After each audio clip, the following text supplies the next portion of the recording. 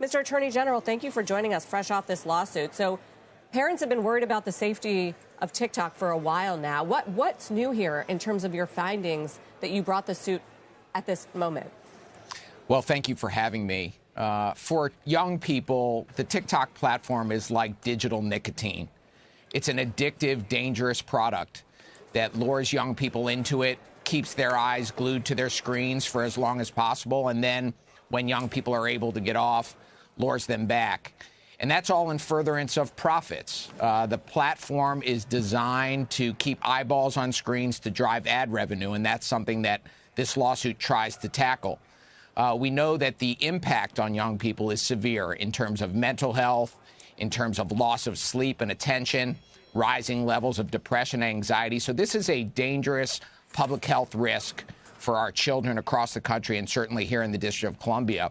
The lawsuit that I filed here in D.C., in addition, raises the fact that TikTok is engaged in an illegal, unlicensed money transmission business.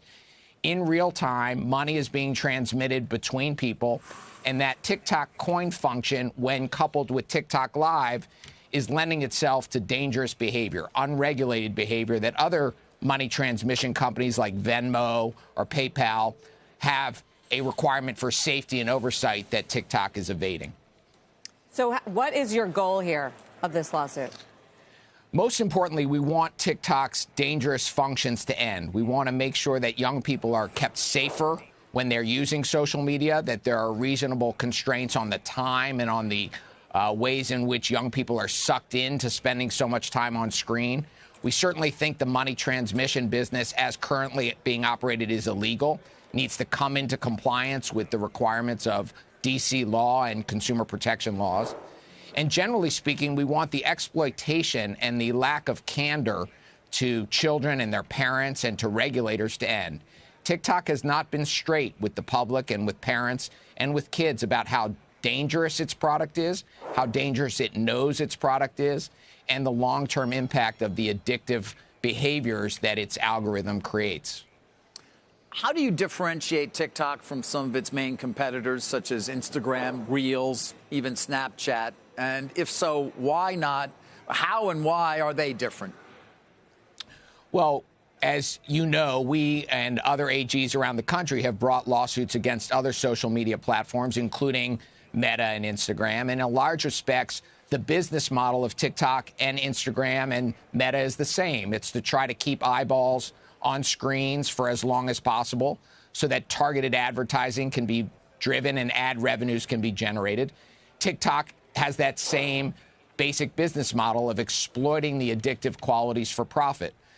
As I've said, TikTok has a little bit of a different model in the sense that it's operating a money transmission business through its TikTok coin function. And in that sense, it adds another element of danger to the users of its platform that we want to put an end to. What about some of the measures the industry itself has taken to try to address these safety concerns, especially mental health concerns with teens? Instagram, for instance, recently making you have to give more proof of how old you are to use it. I mean, this is not a new issue for TikTok. The CEO has testified before Congress and tried to address it on their own. We know the platforms make public statements about their concerns and their steps towards safety. We also know that their safety features don't work. The age verification criteria for TikTok is not preventing kids younger than 13, from getting on their screens.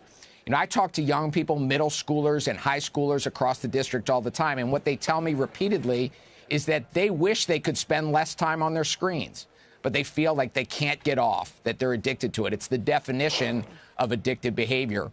And the state AGs, I and my office and my colleagues, bipartisan across the country, feel like we have to lean into this issue before the generation of young people in our country are further damaged, potentially permanently, by these addictive social media platforms.